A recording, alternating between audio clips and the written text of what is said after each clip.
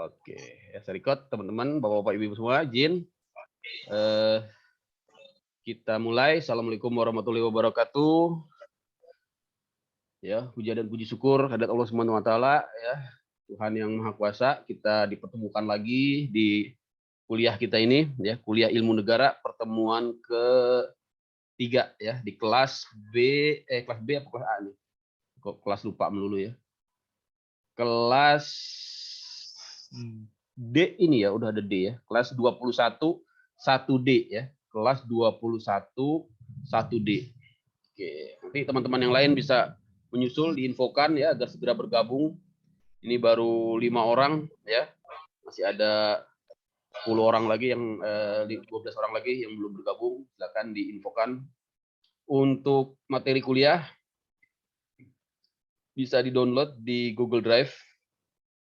Channel linknya sebentar ya. Linknya saya cari dulu. Nah, ini dia. Ya, mungkin Pak Huzaifah baru bergabung, belum tahu. Nah, ini saya kirim ke chat ya. Nah, coba ini bisa di-download PowerPoint dari poin 1 sampai dari pertemuan 1 sampai dengan pertemuan 4 gitu ya. Dan saya juga menyiarkan kuliah ini lewat ya IG live saya. Tujuannya apa? Biar mahasiswa-mahasiswa yang lain bisa bergabung juga, meramaikan ya. Mungkin ada yang kurang jelas di pertemuan-pertemuan tatap muka ya. Nah, bisa nanti bergabung di IG live saya ya, menanyakan atau ya ikut serta mendengar lah minimal dari kuliah ilmu negara. Ini materi saya share. Kemudian Bapak-bapak, Ibu-ibu juga ya bisa memantau, bisa mendalami perkuliahan ya di channel YouTube saya. Ya, di situ bisa teman-teman, saya mau share dan bisa menyimak lagi ya berbagai penjelasan yang saya sampaikan ya. Bahkan bisa bertanya ya. Jadi channel YouTube saya buka 24 jam ya. Silahkan bapak-bapak, ibu-ibu bertanya ya, atau ingin menambahkan. Nah, ini channel YouTube-nya saya masukin juga di chat ya. Nah, itu ya. Kita kenalan dulu dengan Pak Huzaifah ya. Mahasiswa kita yang sangat senior kayaknya nih. Pak Huzaifah luar biasa semangatnya ya, walaupun sudah S3 saya rasa nih ya. Tapi ambil S1 lagi. Es bonbon, Pak. Es bonbon. Yang jelas ya, ingin menjadi inilah ya, penegak hukum lah minimal ya. Amin, amin, amin. Amin ya. Ini apa Pak Huzaifah, motivasinya apa nih? Lanjut kuliah S1 padahal sudah ya, gelarnya saya yakin sudah bererot lah ini ya. Bererot itu apa artinya? Ya, sudah panjang ini. Motivasinya apa nih Pak Huzaifah? Motivasi yang pertama kita untuk tambah wawasan, Pak. Ilmu itu kan karena cukupnya. Betul. Jadi menuntut ilmu itu dari lubang ayunan ma kita Pak sampai lubang landak baru kita berarti menuntut ilmu. Yang kedua, orang-orang miskin ini kan yang di bawah garis kemiskinan itu untuk mendampingi ataupun menjadi pengen masuk ke LBH itu agak sulit, Pak. Karena keterbatasan materi. Maka saya punya cita-cita yang mendalam biar kita mendampingi untuk proses hukumnya. Saya gratisin, Pak, kalau orang di bawah garis kemiskinan. Itu niat saya, Pak. Sekali. Semoga terkabul, Pak. Betul. Semoga cita-cita yang mulia itu sudah dicatat lah oleh Allah Subhanahu wa taala sebagai pahala. Lagi nanti setiap perjalanan letih lelah menuntut ilmunya menjadi ya catatan amal itu ya. Kita kaitkan juga dengan pemikiran-pemikiran keagamaan ya, tentunya juga yang beragama lain juga ya. Karena memang belajar hukum juga, kalau nanti teman-teman sebelumnya juga pasti sudah lihat ya, banyak sekali ya berbagai pemikiran ya, yang menjadi dasar teoritis ya dari ilmu hukum ya, termasuk juga ilmu negara yang kita pelajari ini mengambil basis pemikiran dari ajaran teologis ya. Artinya ya, kita menjadikan itu sebagai dasar filosofis juga ya, sebagai dasar filosofis. Ya, tentunya juga dasar semangat, tentunya motivasi di dalam belajar, tapi tidak hanya itu ya. Bahkan ada kaitan yang sangat kuat ya berdasarkan perjalanan saya mempelajari hukum selama ini, ada kaitan yang sangat kuat ya antara agama ya dengan hukum, itu tidak bisa dipisahkan. Mengapa? Karena ya hukum itu tidak terlepas dari moralitas ya.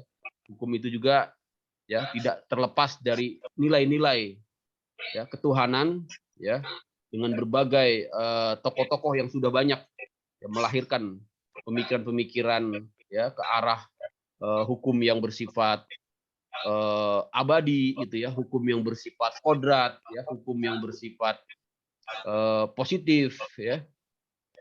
Itu juga di awal-awal perkembangan pemikiran manusia, termasuk di awal-awal perkembangan negara dan awal-awal perkembangan hukum, juga memang menggunakan basis-basis pemikiran teologis. Coba memang perkembangan belakangan ini ya memasuki era modern, pemikiran-pemikiran yang bersifat teologis dan dan negara-negara yang menggunakan pemikiran teokrasi tersebut banyak mengalami pergeseran ya.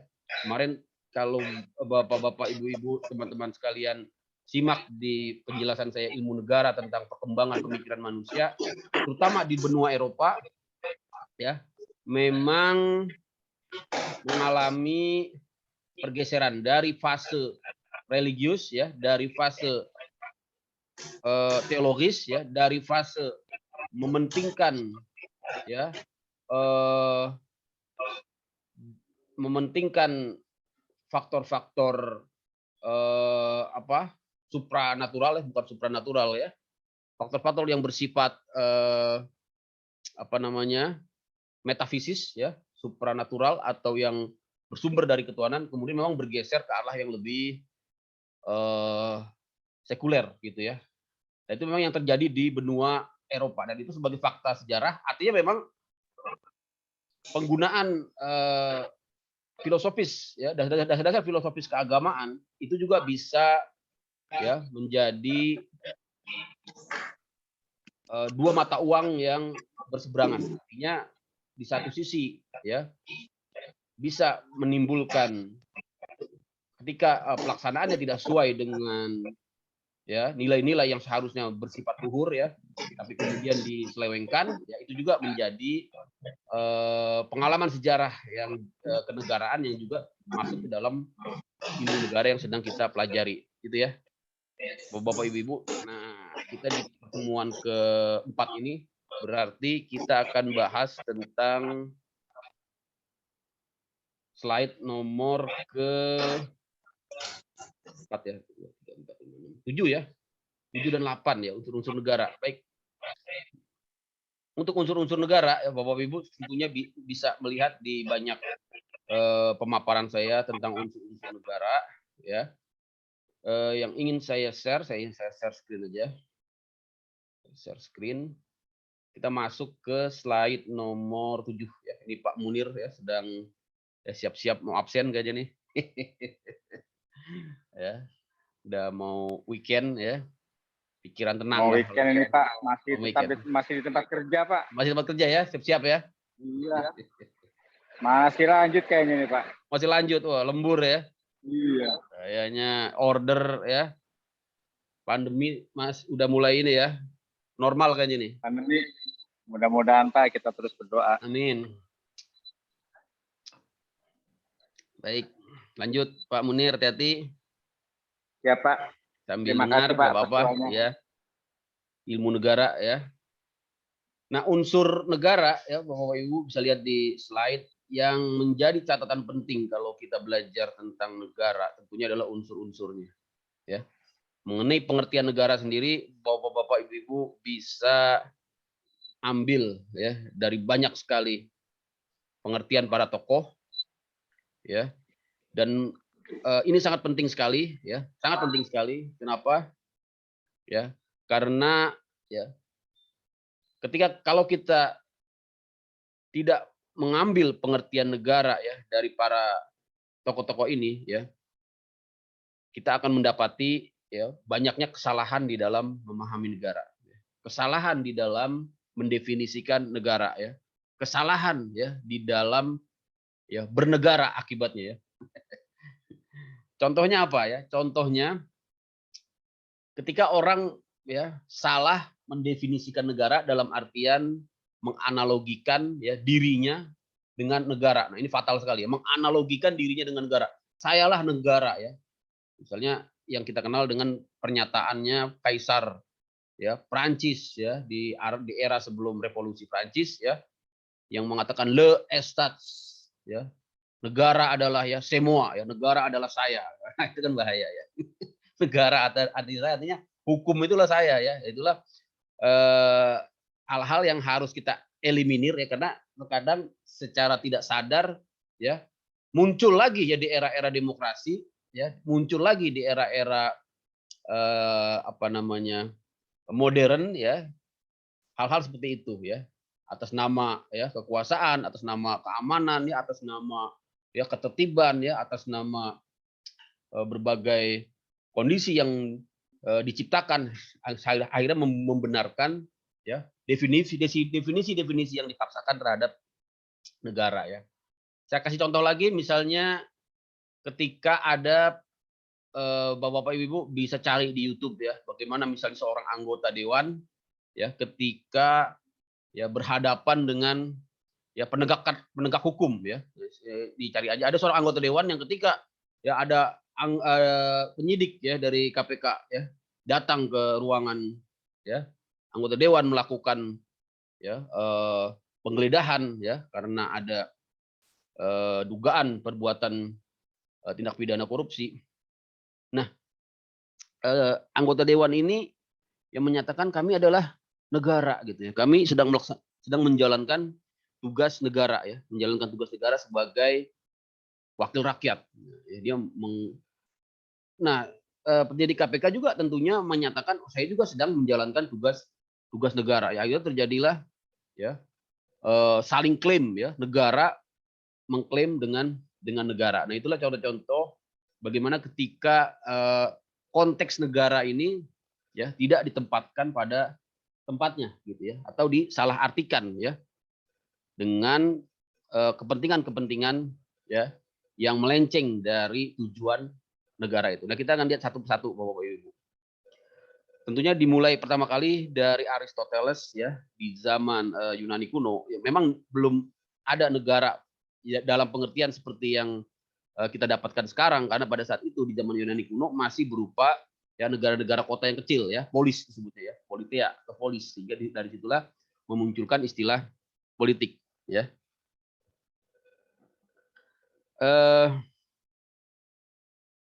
Masyarakat pada saat itu membentuk yang namanya satu komunitas ya atau satu masyarakat yang teratur ya yang didasarkan pada kesamaan nasib, kesamaan darah ya, kesamaan keyakinan.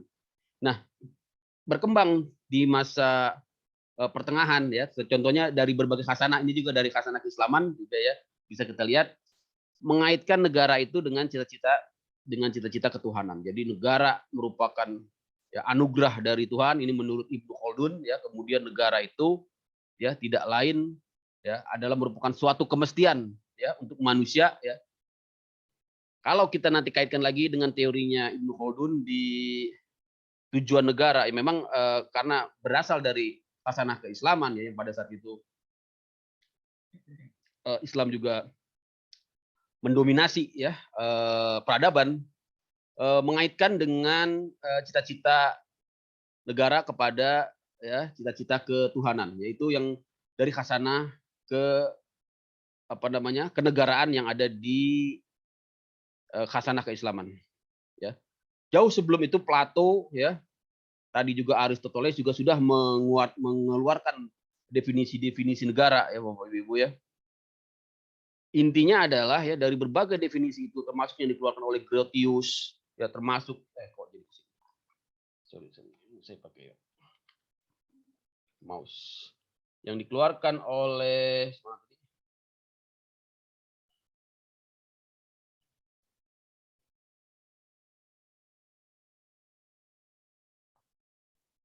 bentar ya, kok hilang slide-nya. Nah ini ya. Grotius ya, Hobbes, intinya negara itu adalah alat gitu ya. Negara itu adalah sebuah alat, sebuah sarana ya, sebuah tools dan ada tujuannya ya. Tujuannya misalnya untuk Grotius mengatakan untuk keberuntungan dan kesejahteraan umum. Hobbes ya untuk keamanan dan perlindungan bagi mereka, bagi masyarakat. Nah, tentunya dengan melihat ya pandangan-pandangan definisi-definisi negara dari para tokoh ini, kita harusnya menyadari ya bahwa negara itu harus senantiasa dikaitkan dengan tujuan terbentuknya ya, tujuan pembenarannya ya, pembenaran adanya negara. Ini sangat terkait sekali dengan pengertian negara ini harusnya dikaitkan dengan yang namanya ya tujuan teori-teori tujuan bernegara. Ya ini udah ada ya masuk di IG saya ya, dosen-dosen Iblam juga ya. Ada Pak Erwin Sahrudin ya, yang doktor muda ya, dan ya masih single. Jadi saya siarkan di IG live ya, biar rame ya. Mungkin mahasiswa yang lain juga banyak yang gabung ya. Jadi teman-teman juga ya yang mau tanya bisa di chatting atau langsung dihidupkan mic-nya ya, Pak Munir ya. Cerah kayaknya ini Pak Munir kayaknya ya. Ya Pak, insya Allah ya. Pak. Ya. Salam Kantong buat penuh Pak langsung Erwin, pulang Pak. ini. Ya. Lembur tapi ini ya. Oh, lembur sih tambah inilah ya. Hitungannya beda kalau lembur tentunya ya. 2 kali lipat lah. Ya, Pak Yusi juga ya sudah masuk ini. Pak Rian. Ya Pak. Ya. Clear. Ibu Suwarni ya. Ibu Melinda ya. Hadir Pak. Hadir ya, siap. Pantau terus ya. Ya Pak, maaf ini tidak bisa video call soalnya lagi kerja. Oke. Nanti langsung aja kalau ada yang mau didiskusikan, yang mau ditanyakan atau yang ditambahkan, ya, jangan ragu-ragu, ya. Jadi gitu ya Bapak Ibu, ini mengenai pengertian negara. Berangkat dari pengertian-pengertian ini, ya, kita juga memandang negara itu dari segi istilahnya, tentunya ya, dari segi terminologinya, ya, dari segi ya, bahasanya, ya. Boleh menyelah dengan pertanyaan Pak? Boleh lah. Oh gini. Pak Munir ya? Ya Pak, siap. Siap. Ini Pak. Berat kan ini pertanyaan ini? Ketika negara itu terbentuk Pak. Siap. Adakah hak suatu negara untuk menjajah negara lain Pak? Wah, seperti luar biasa ini. Ini pertanyaannya dalam sekali ya. Ya, kayak sekarang itu kan kalau menjajah untuk menguasai suatu wilayah mungkin agak sulit ya. Sekarang ini kan yang sedang isu yang sangat ramai itu jajahnya lewat ekonomi atau dengan segala hal lah ya. Itu seperti apa Pak? Ya terima kasih, itu aja dulu Pak. Luar biasa ya pertanyaannya. Jadi itu apakah ada hak ya bangsa lain ataupun negara lain ya untuk menjajah? Jelas itu nanti Bapak bisa, kalau kita bicara secara hukum ya, kita bicara secara hukum artinya teks-teks hukum apa ya yang membenarkan. Tentunya tidak ada satupun teks hukum yang membenarkan ya, dan kita harus kaitkan itu dengan ya hukum internasional ya, hukum internasional. Mengapa hukum internasional? Karena ini hukum yang mengatur tentang negara ya, tentang hubungan antar negara. Jadi satu prinsip ya atau yang disebut dengan norma tertinggi dalam hukum internasional yang disebut dengan jus cogens ya, jus cogens. Ini bukan sembarang jus ini ya. Jus cogens yang menyatakan satu prinsip yang disebut juga sebagai preemptory norm ya, norma ya yang tertinggi, yang tidak tergantikan, yang tidak terkalahkan, yaitu yang namanya prinsip ya non intervention ya, termasuk juga prinsip apa namanya, non intervention itu ya, ini kebetulan saya pegang bukunya, ini masuk ke dalam pelajaran ilmu hukum internasional ya, itu ya, konsep yang disebut dengan jus cogens ya. Nah, adalah non intervention ya, artinya menegaskan bahwa kedaulatan ya, sovereignty suatu negara itu seharusnya benar-benar didukung ya, benar-benar ditegakkan. Nah, konsep non intervention ini artinya negara ya jangankan dijajah ya, diintervensi saja tidak boleh ya Pak Munir. Tapi memang pada faktanya ya, prinsip non intervention ini ya, yang menjadi norma jus cogens ya, itu terkadang dieliminasi ya, terkadang dikesampingkan ya, tentunya karena ada prinsip lain ya dari jus cogens juga ya, yang merupakan derivatif ya dari jus cogens ya, yaitu ya prinsip hak asasi manusia ya. Prinsip hak asasi manusia ini ya, macam-macam ya, misalnya right to due process ya, hak untuk diproses ya secara hukum ya atas sebuah pelanggaran ya, hak akan minuman ya, hak akan makanan ya, hak akan shelter perlindungan ya, dan hak akan basic need ya. Nah, intinya adalah hak asasi manusia. Nah, yang banyak terjadi ya ketika suatu negara ini dalam konteks penjajahan ya, ataupun tidak ada negara satupun ketika dia menjajah dia menyatakan dirinya penjajah. Dia selalu menyatakan ya dirinya adalah penegak ya hukum internasional. Dia selalu menyatakan dirinya ya penegak hak asasi manusia. Ya misalnya ketika kita melihat ya contoh yang terkini ya, misalnya peristiwa apa penjajahan. Ya, yang kita anggap penjajahan, tapi si penjajah itu ya si agresor itu menganggap dirinya bukan penjajah, bukan agresor ya, tapi ya sedang menegakkan hak asasi manusia ya, sedang menegakkan hukum internasional ya. Misalnya yang taruhlah ketika Rusia ya, Rusia mencaplok ya, caplok istilahnya bahasa apa tuh? Istilahnya menganeksasi ya, menganeksasi kalau bahasa hukumnya, aneksasi ya, menganeksasi ataupun mengambil lah ya, menguasai ya satu wilayah di Ukraina ya, yang kita kenal dengan Crimea.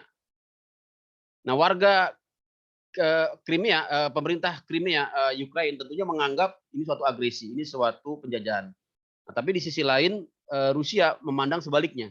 Kami sedang menyelamatkan hak asasi warga Crimea yang membutuhkan ya perlindungan gitu ya. Inilah yang memang fakta, artinya penggunaan dalil-dalil ya, penggunaan ide-ide ya, penggunaan prinsip-prinsip hukum ya terkadang ya digunakan oleh semua pihak ya, tapi menghasilkan ya sebuah aksi yang menghasilkan sebuah perbuatan, menghasilkan sebuah sebab yang sangat berlawanan dengan maksud dari prinsip itu ya. Prinsip non intervention ya, prinsip hak asasi manusia ya, prinsip right to ya privacy ya, dan berbagai macam prinsip-prinsip yang menjadi the law ya of ya internasional ya, seperti juga misalnya prinsip di bidang hukum perang gitu ya, prinsip di bidang hukum genocide ya, larangan agresi ya, karena agresi itu termasuk kejahatan internasional ya. Nah, tapi pada faktanya para pelaku agresor itu mengklaim dirinya sedang ya menegakkan hukum internasional. Nah, itulah yang kita harus benar-benar lihat Pak Munir, itu adalah ya fakta di dalam hukum ya hukum bernegara gitu ya.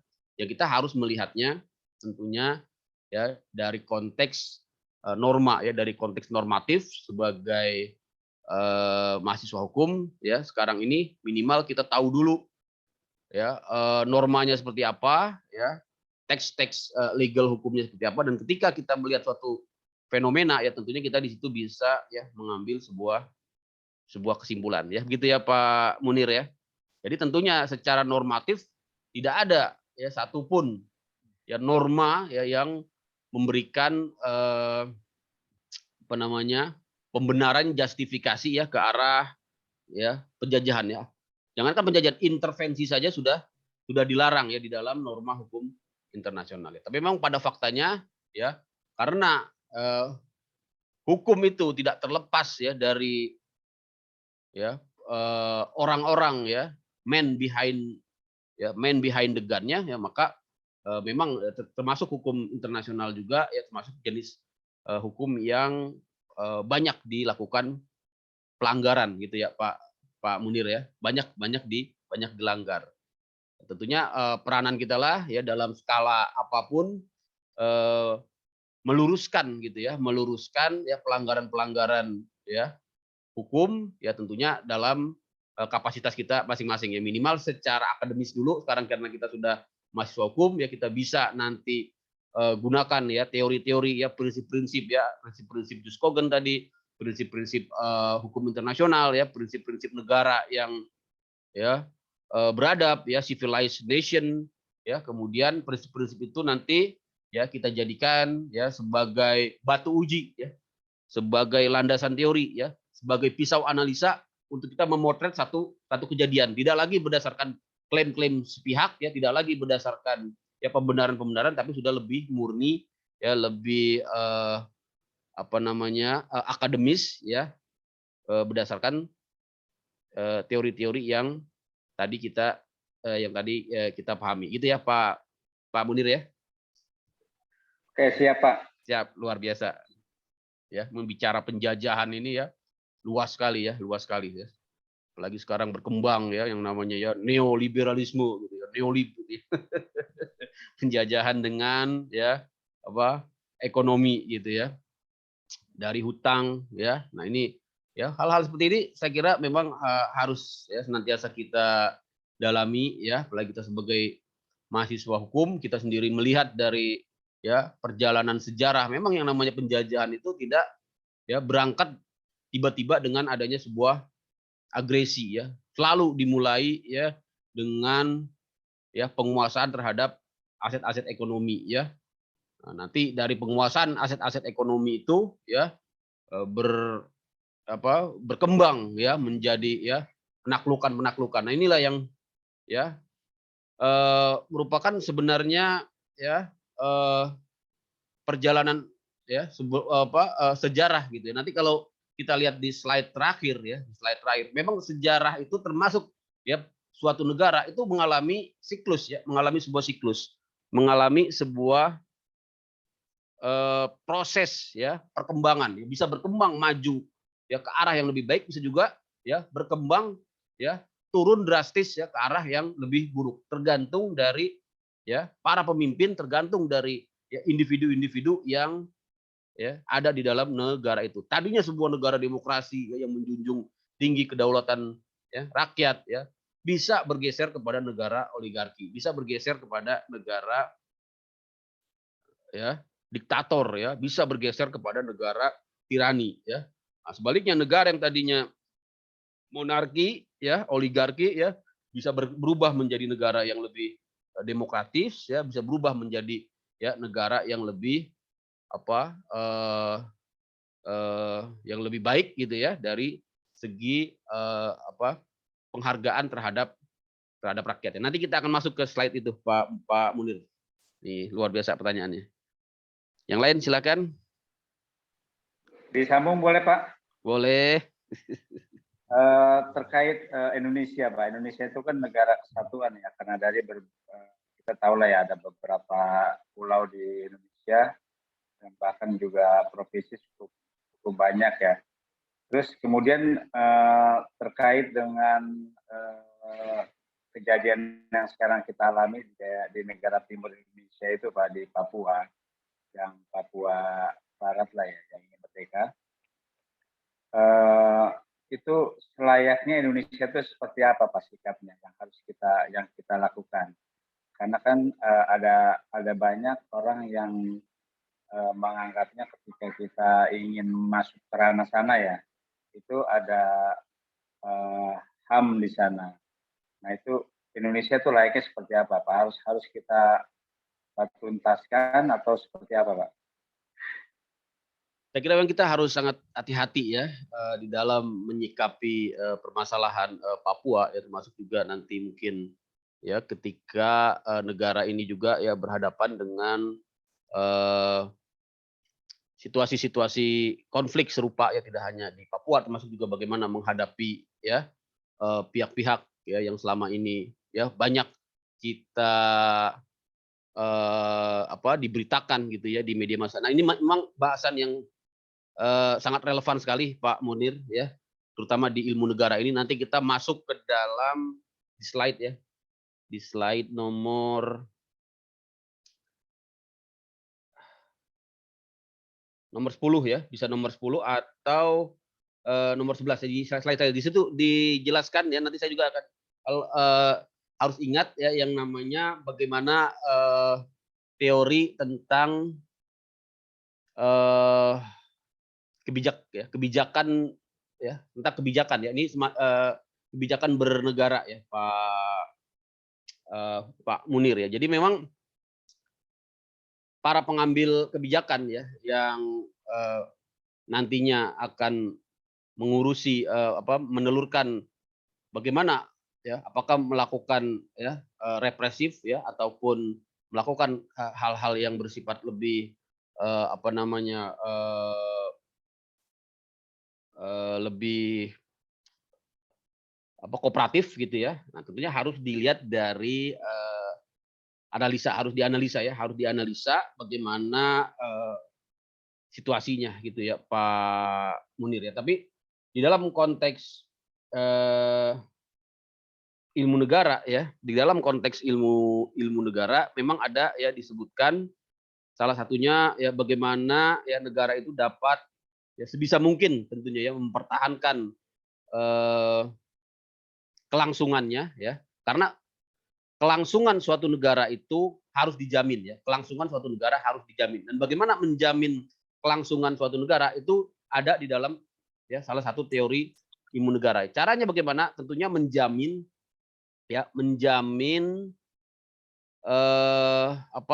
hal-hal yang harus ya ada gitu ya di dalam tujuan bernegara ya. Nah, kalau suatu peristiwa ya, kalau suatu gejolak ya, kalau suatu konflik hanya dilihat dari sisi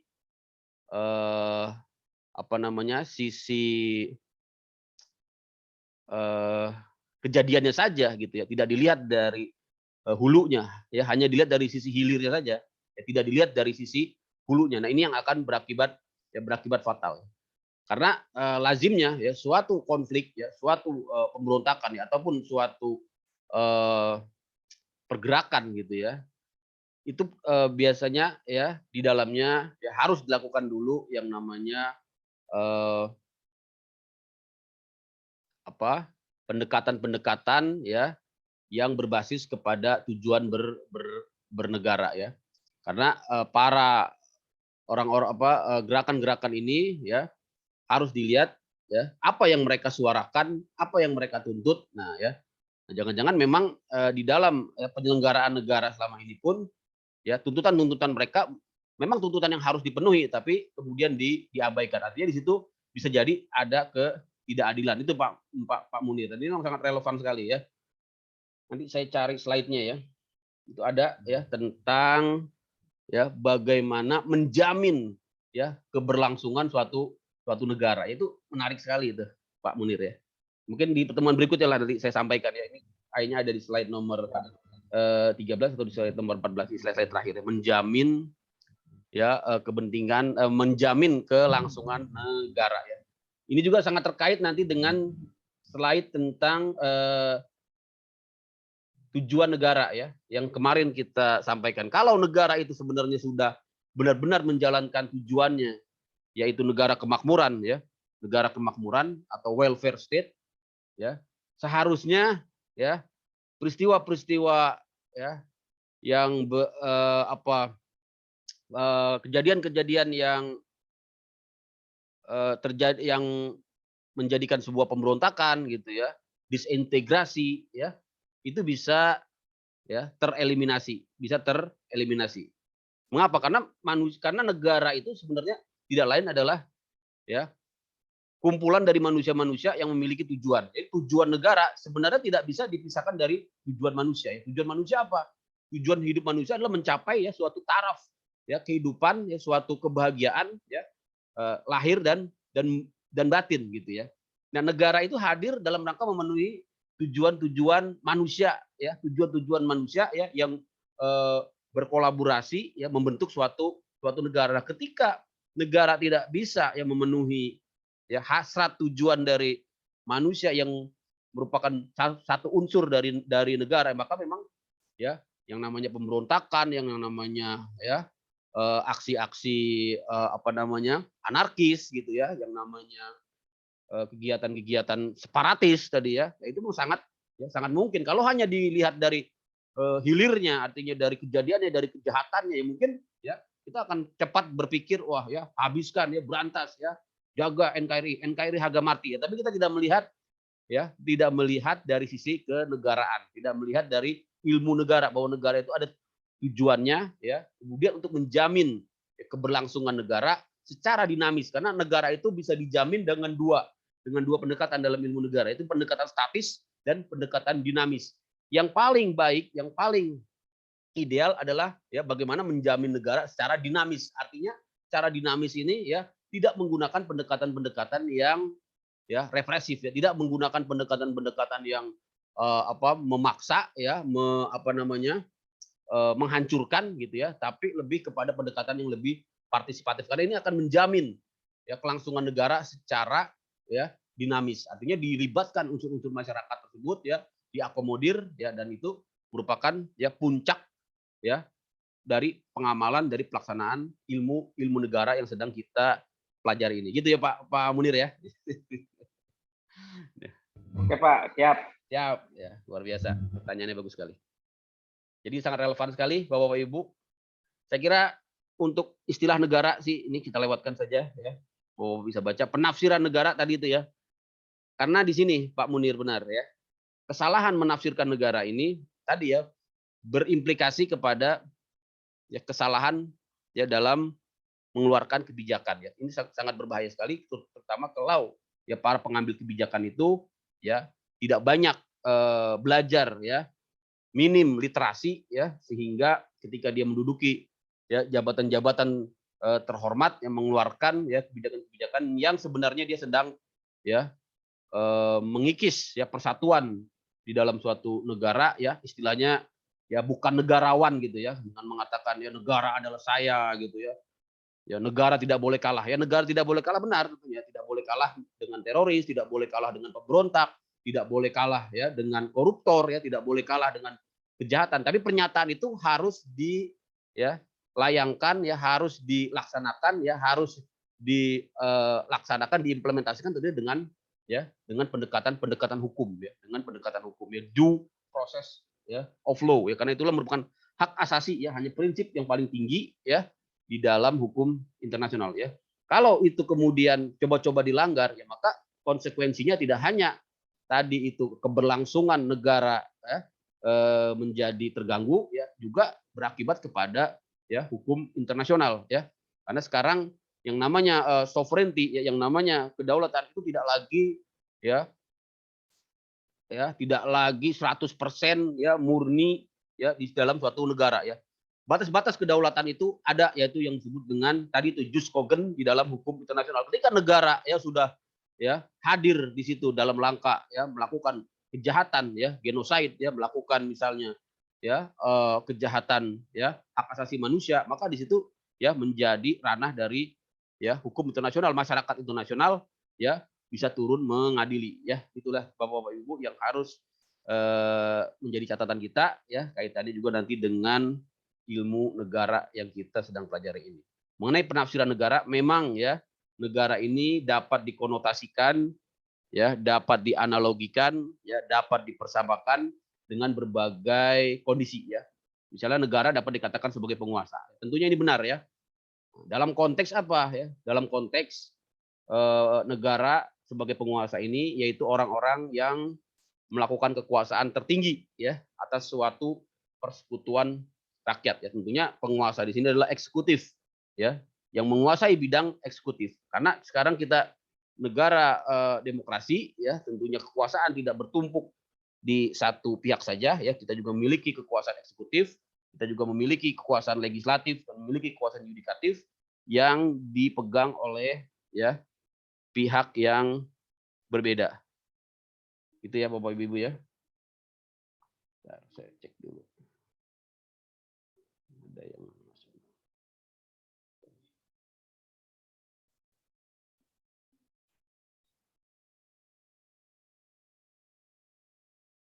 Ada ya?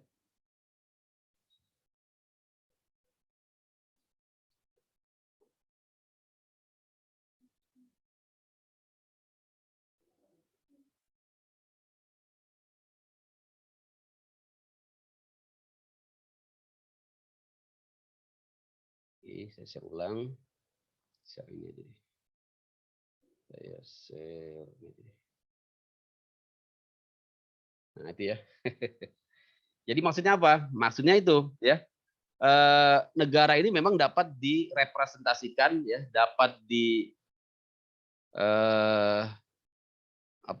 diwakilkan gitu ya, dipersamakan dengan beberapa ya, dengan pihak-pihak unsur-unsur yang sebenarnya bagian dari negara, yaitu penguasa tadi ya. Yang harus diingat, penguasa adalah salah satu bagian dari unsur negara ya. Karena ada unsur-unsur lain selain penguasa ya, yaitu unsur rakyat, unsur wilayah, ya unsur kedaulatan, unsur pengakuan ya. Jangan sampai penguasa ya merasa sebagai satu-satunya unsur sehingga menegasi ya, mengesampingkan ya, melupakan ya unsur-unsur yang lain yang juga sebenarnya bagian dari negara, dan ini memang selalu menimbulkan perdebatan ya, karena ketika ada satu unsur yang mengklaim sebagai negara, biasanya ini ya kaitannya dengan kepentingan golongannya ya, kepentingan unsur itu saja gitu ya. Nah, ini yang kemudian jangan sampai terjadi istilah tadi itu ya, overclaim gitu ya, overclaim ya. Kayak seperti tadi itu kata-kata negara tidak boleh kalah. Nah, kata-kata negara ini harusnya dimaknai ya sebagai suatu proses hukum gitu ya, bukan tindakan yang di luar hukum gitu ya. Jadi ketika kita negara ini ingin ya menegakkan, ingin memberantas gitu ya satu kejahatan, yaitu dengan proses hukum ya, dengan membawa para pelakunya ya ke pengadilan. Nanti wujud dari negara tidak boleh kalah ini di pengadilan gitu ya, di pengadilan ya, tidak dengan upaya-upaya represif yang itu kemudian menimbulkan ya nanti negara ini kembali kepada ya situasi di zaman tirani ya. Nah, sehingga menjadi pertanyaan, ini negara demokrasi ya atau negara ya Makstat gitu ya, Rechtsstaat atau Makstat. Nah, karena negara kita ini sudah mengklaim di dalam konstitusi sebagai Rechtsstaat ya, tentunya ya tindakan-tindakan yang mengarah kepada Makstat ini harus kita gaungkan ya, harus kita tanamkan ya, bahwa itu tentunya tidak dibenarkan di dalam konteks sebagai ya negara hukum yang modern gitu ya. Oke, ntar ya ada WhatsApp.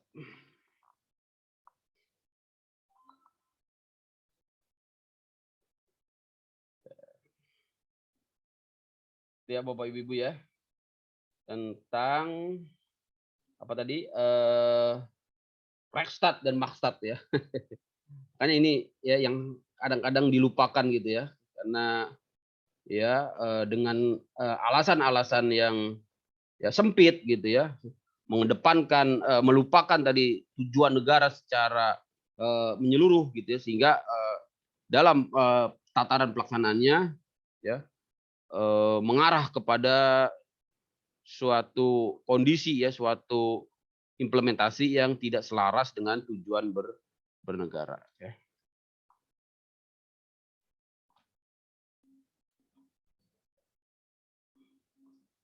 Bentar ya.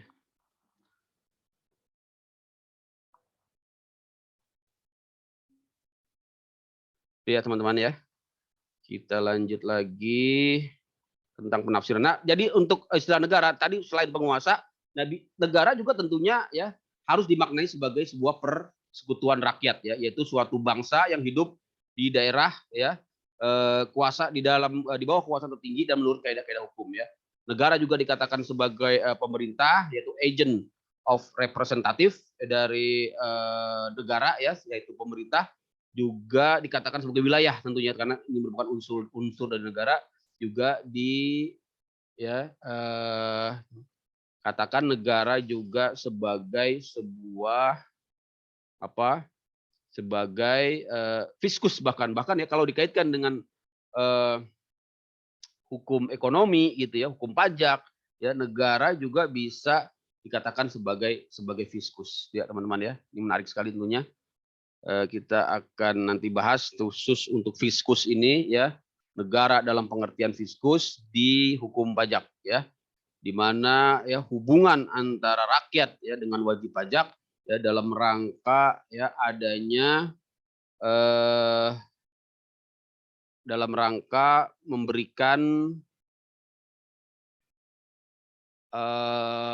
legalisasi ya ataupun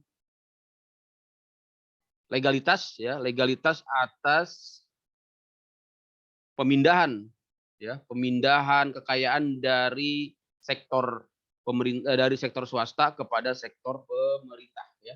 Itu nanti kita akan dapati di hukum pajak. Itu panjang sekali ya pembahasannya, mulai dari hukum formilnya ya yang disebut dengan KUP ya, termasuk juga nanti hukum materialnya ya, itu ya yang disebut dengan istilah ya no taxation without representation ya teman-teman ya. Oke.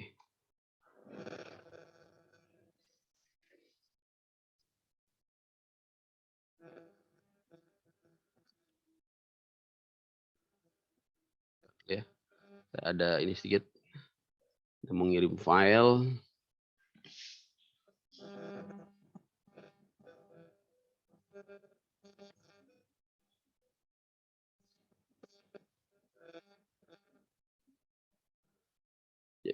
Silakan kalau ada yang mau bertanya atau ada yang ingin didiskusikan.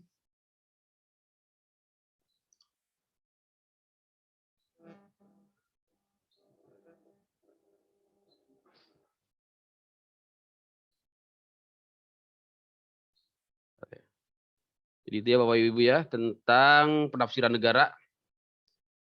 Nah ini ya penting sekali tentang negara dalam arti formil dan negara dalam arti material. Jadi kalau negara dalam arti formil itu maksudnya adalah pemerintah ya Bapak Ibu ya.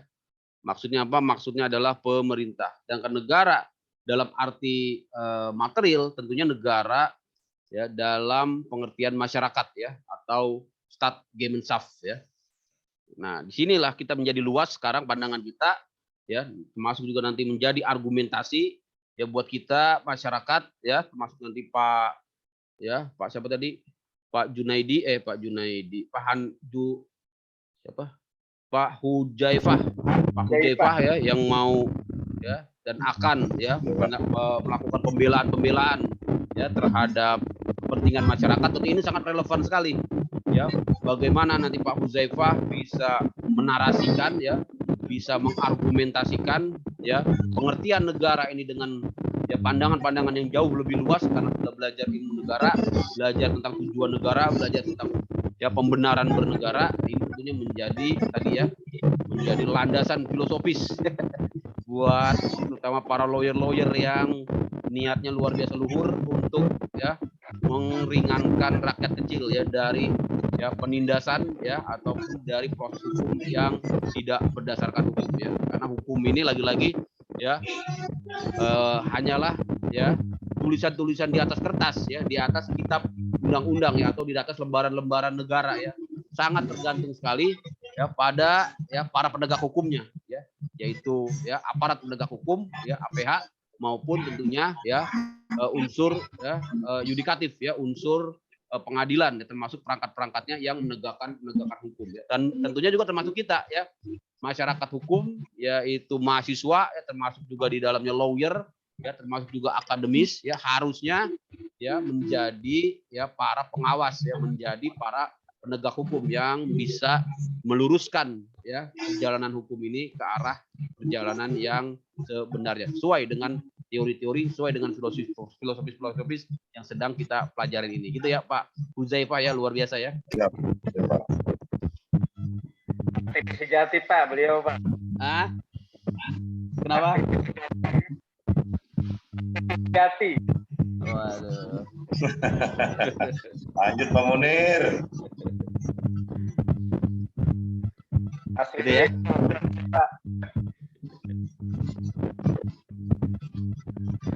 Oke.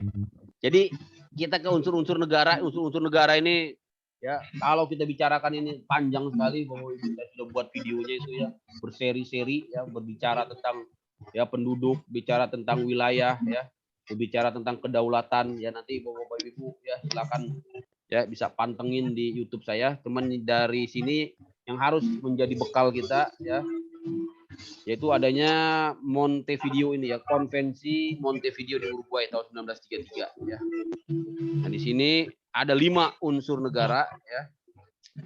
1, 2, 3, 4, 5 ini ya akan menjadi unsur yang sempurna ya kalau suatu negara sudah ada. Tapi memang beberapa kondisi ya terkadang tidak sempurna ya, hanya ada unsur keempat saja, sedangkan unsur kelima ini karena situasi politik dia bisa menjadi suatu negara tidak diakui oleh negara lain, tapi diakui juga oleh negara yang lainnya lagi ya.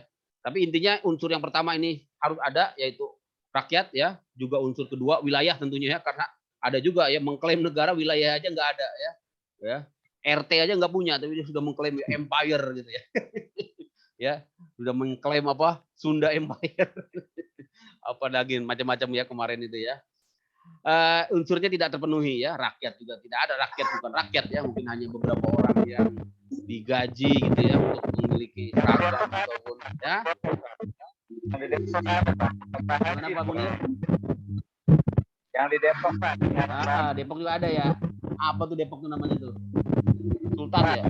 Haji itu Pak Haji. Iya. Bogor tuh kan, Depok Bogor. Oh, Bogor itu lain. Depok sih nggak ada kayak gitu. Nggak ada. Nggak ada.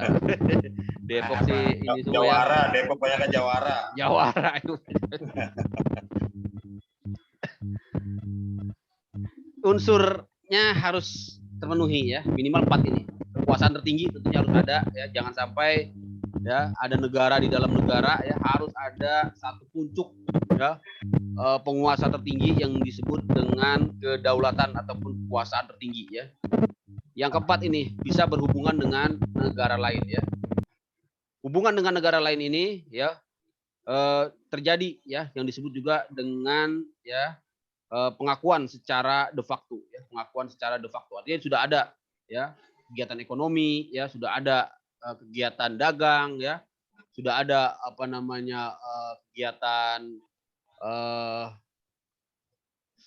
hubungan internasional ya, tapi memang belum ada pengakuan ya, belum ada pengakuan. Bisa jadi belum ada pengakuan, tapi unsur kesanggupan berhubungan ini bisa jadi sudah ada. Unsur yang pertama disebut konstitutif, unsur yang terakhir yang kelima disebut dengan unsur deklaratif. Nah, beberapa negara termasuk Indonesia ya di masa-masa awal kemerdekaan ya, unsur pengakuan ini, unsur yang kelima ini belum ada gitu ya, karena memang masih dalam taraf perjuangan, masih dalam taraf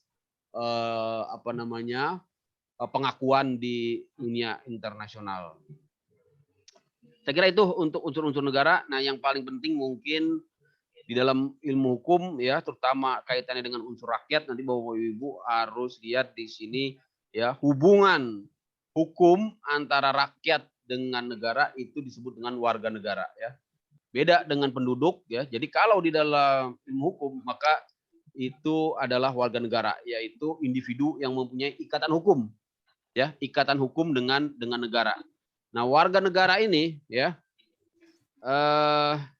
dibagi dua, yaitu warga negara asli dan warga negara keturunan asing ya. Jadi dia warga negara juga, tapi memang dia tidak memiliki kesamaan keturunan ya dengan penduduk asli di negara tersebut, sehingga disebut warga negara keturunan asing. Tapi dia warga negara ya, tetap warga negara. Sedangkan kalau penduduk dia sudah lebih luas lagi. Selain di dalamnya ada warga negara, di dalamnya juga ada non warga negara ya, atau warga negara asing, WNA. Nah, itulah komposisi dari suatu negara ya, dari suatu penduduk di negara.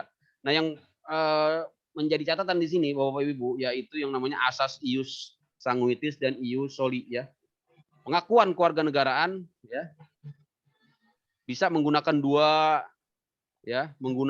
dua prinsip ya, ius soli dan ius sanguinis. Ius sanguinis itu berdasarkan darah ya, berdasarkan keturunan, sedangkan ius soli berdasarkan tempat kelahiran ya. Nah, ini bisa jadi suatu negara menganut ius sanguinis, bisa jadi menganut ius soli ya, ius soli.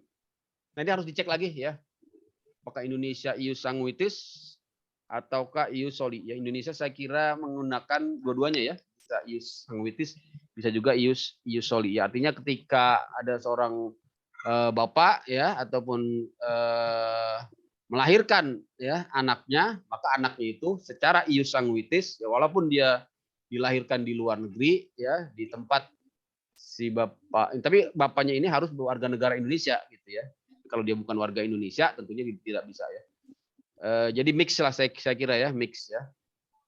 Gabungan antara ius sanguinis dengan ius soli. Nah, yang menjadi permasalahan di sini ketika nanti ada seorang bayi atau seorang anak yang mendapatkan ya dua klaim kewarganegaraan ya, karena dia misalnya tadi bapaknya dari warga negara misalnya warga negara asing ya, ibunya warga negara Indonesia.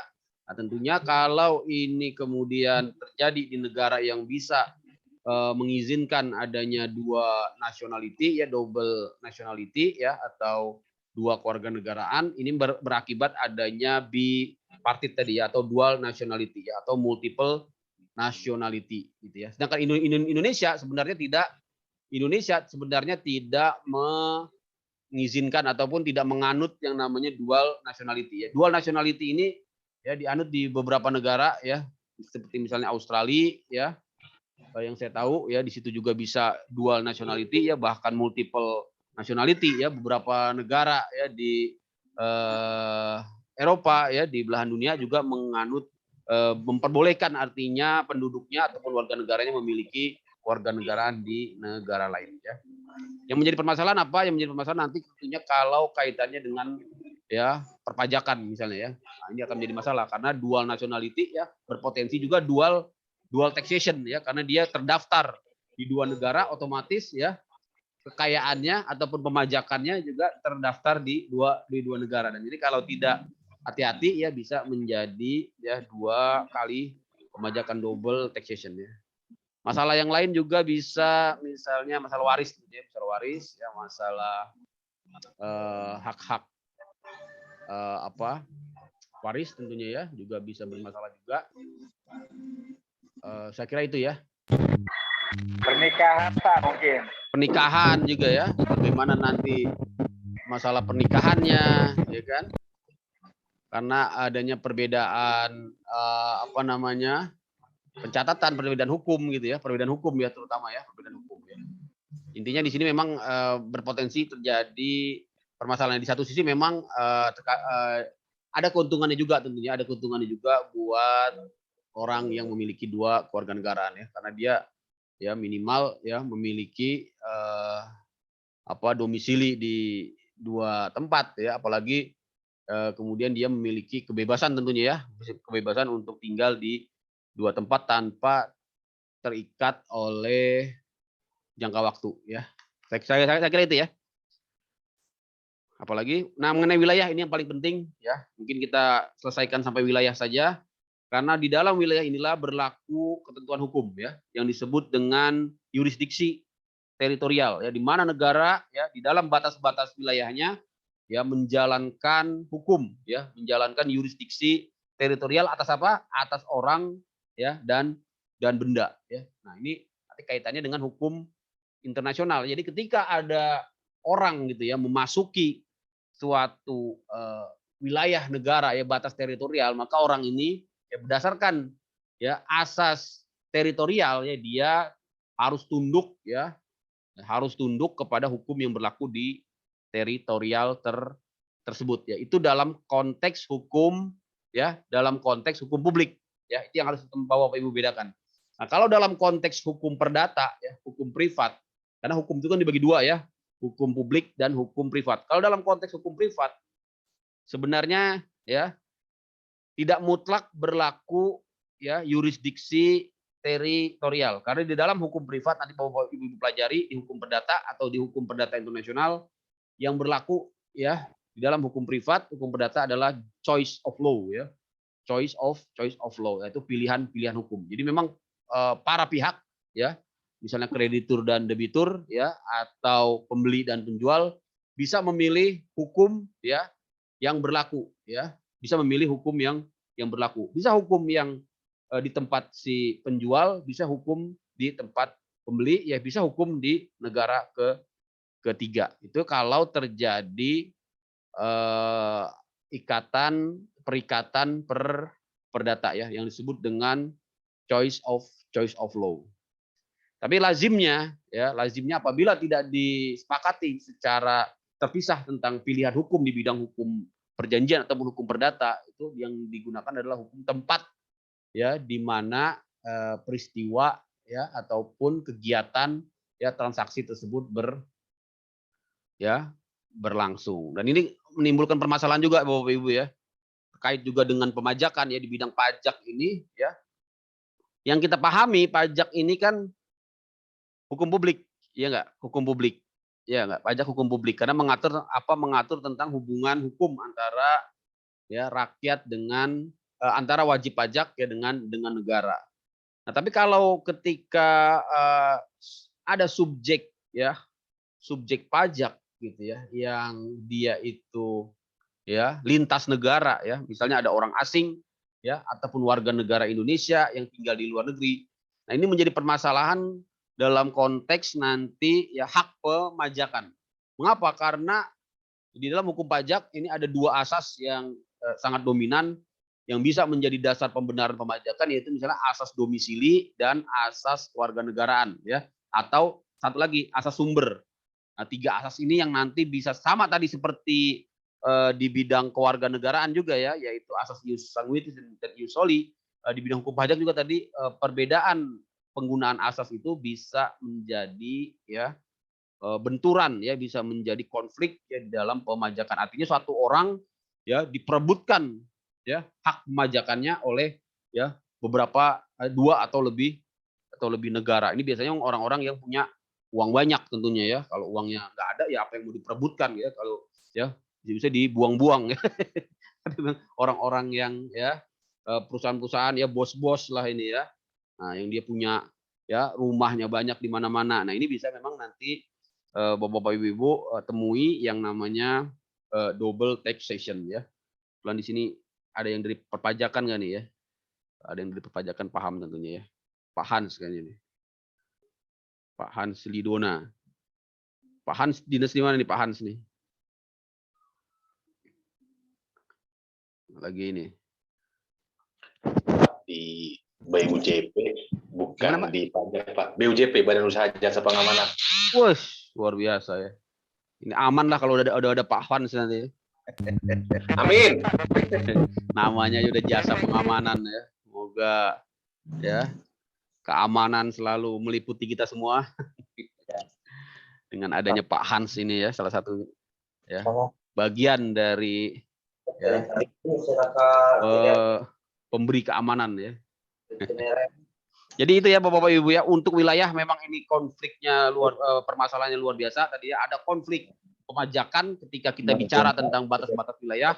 Kenapa? Karena akan ada ya negara yang ya berkepentingan terhadap subjek pajak ya ataupun objek pajak yang lintas batas, ya lintas batas itu artinya ya warga negara Indonesia yang ada di luar negeri ya ataupun orang asing yang ada di Indonesia ya, atau terkait dengan ya objeknya ya, terkait dengan objeknya itu misalnya ya adanya perdagangan internasional ya, perdagangan internasional baik barang maupun jasa ya.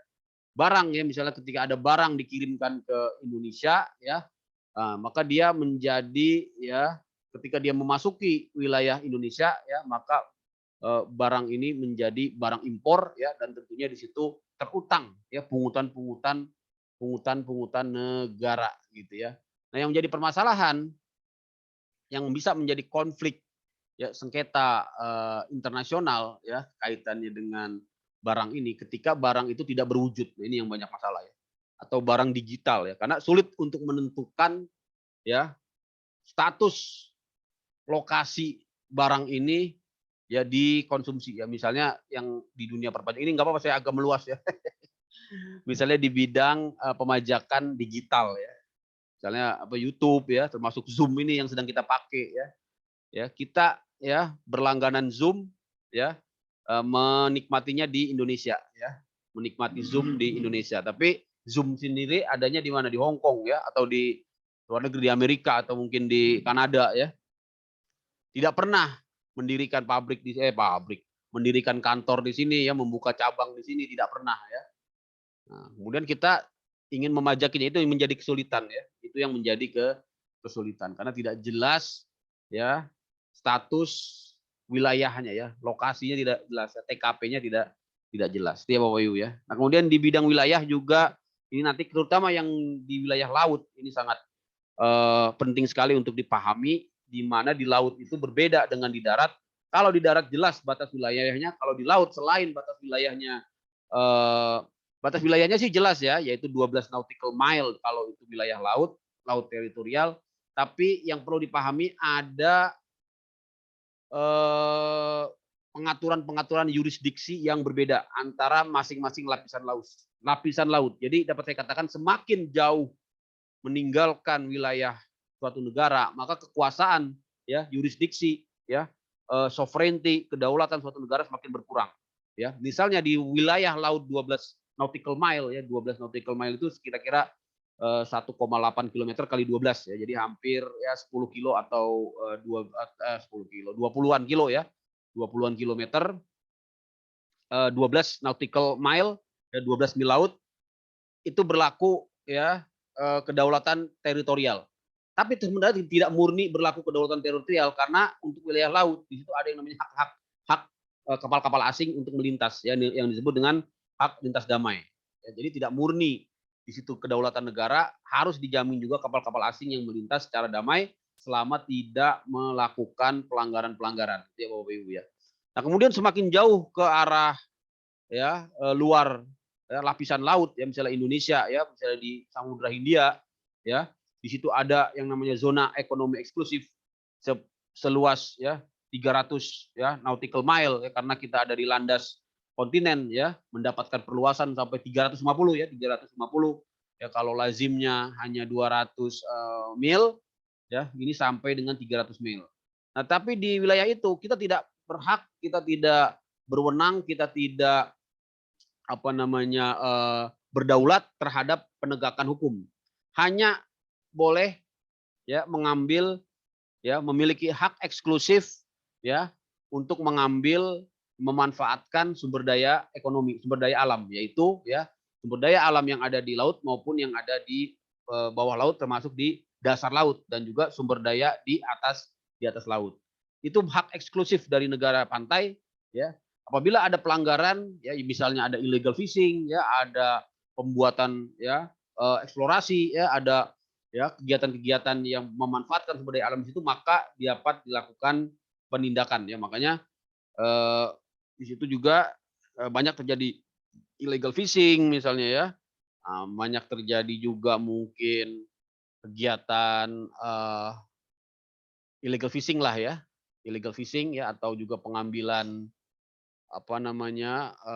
benda-benda bawah laut ya, itu akan menjadi tindakan dapat ditindak oleh negara, ya dapat ditindak oleh negara. Tapi kalau yang lain, misalnya hukum pidana gitu ya, yang berlaku di darat, ya di wilayah darat, termasuk di wilayah teritorial, itu tidak dapat ditegakkan sampai ke wilayah zona ekonomi eksklusif ya. Kasarnya gini lah, kalau ada orang mabok gitu ya, atau ada pencurian lah gitu ya di atas kapal, maka yang berlaku adalah hukum di ya atas kapal tersebut. Ya, negara di mana kapal tersebut ya didaftarkan atau bendera ya, atau apa namanya flagshipnya ya, flagshipnya dari disitulah yang disebut dengan hukum kapal ya, yang berlaku dari kewarganegaraan dari kapal tersebut selama berada di wilayah non teritorial gitu ya. Bagaimana kalau ada kapal yang tidak punya bendera?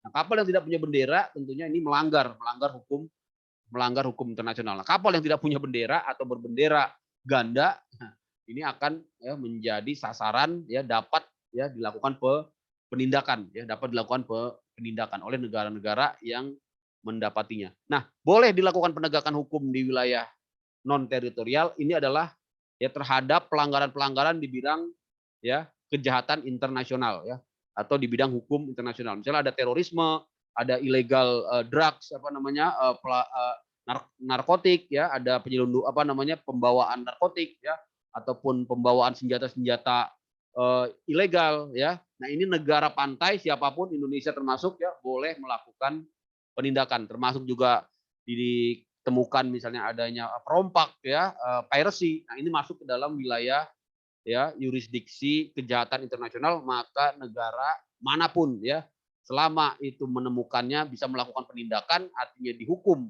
di negaranya atau dibawa ke mahkamah internasional. Ada banyak mahkamah internasional yang dapat digunakan ya sebagai sarana untuk mengadili kejahatan-kejahatan internasional. Ya, misalnya ICJ, International Court of Justice, ya bisa juga untuk masalah hukum laut kita bisa menggunakan ITLOS ya, International Tribunal Law of the Sea. Ya, kalau ITLOS ini memang tidak hanya kejahatan ya, tapi juga terkait juga dengan misalnya konflik di laut ya, konflik antara kapal ya, konflik antara konflik wilayah juga masuk ke ITLOS. Misalnya ada kapal yang dituduh mencuri ikan tapi dia kemudian tidak mau menggunakan ataupun dia tidak mau menggunakan mekanisme nasional, hukum nasional, dia bisa membawanya ke Tribunal Laut Internasional yang disebut dengan ITLOS ya, International Tribunal Law of the Sea. Saya kira itu ya Bapak Ibu ya, ini luar biasa penjelasan kita ya, sudah luas sekali. Kalau nanti Bapak-bapak berkesempatan silakan didengar lagi di YouTube-nya ya tentang ilmu negara ini. Mungkin masih ada yang mau ditanyakan, Pak Munir, Pak Huzaifah. Putus-putus suaranya nih Pak Huzaifah ya. Pak Munir ya? Saya iya. Putus ya Pak. Nah, udah jelas. Gimana Pak Munir?